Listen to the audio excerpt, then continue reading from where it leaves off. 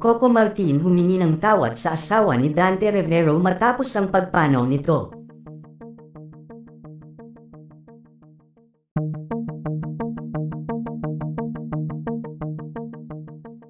Ikinalungkot nga ng mga tagahanga ng batikang aktor na si Dante Rivero ang naging biglaang pamamaalam nito.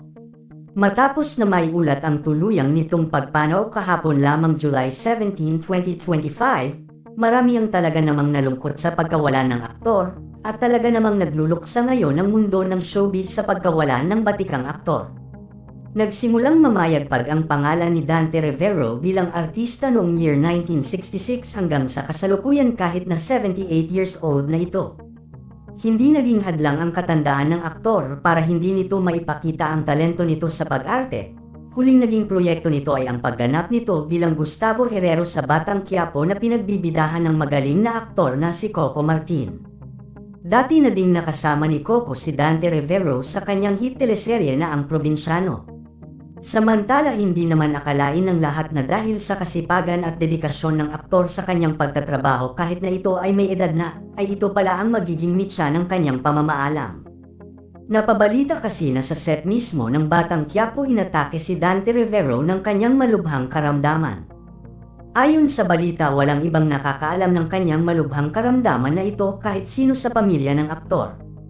Kaya naman naging emosyonal ang dating asawa ni Dante Rivero na si Elizabeth Oropesa dahil sa sinapit ng kanyang dating asawa. Kahit nga matagal ng panahon ang nakakalipas nang sila ay maghiwalay ay maayos pa din ang naging relasyon ng mga ito alang-alang sa kanilang nag-iisang anak. Kaya naman labis ang pagdadalamati ng aktres sa naging pagpanaw ng ama ng kanyang anak.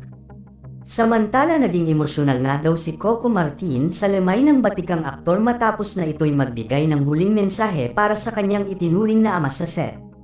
Sinariwa nga ni Coco ang pinagsamahan nila ng kanyang itinuring na ama sa set ng Ang Probinsyano at ngayon nga ay nakasama din niya sa Batang Quiapo.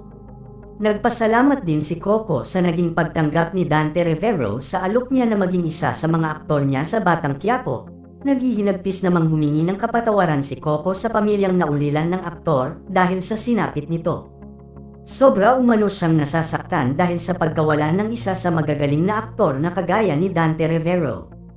Hindi umano niya akalain na haantong sa ganito ang lahat, hindi umano niya alam ang tungkol sa karamdamang ito ng aktor na naging sanhi ng pagkawala nito. Sobra akong nasasaktan sa nangyaring ito kay Dante, sobrang sorry po sa pamilyang naulilan niya. Hindi ko po alam na ganito na pala ang pinagdadaanan niya. Sobrang sakit sa akin na sa set mismo siya binawian ng buhay. Sobrang nagigilty po ako, Ma'am Elizabeth Oropesa. Sorry po, humihingi po ako ng kapatawaran. Wala po akong nagawa, patawad po.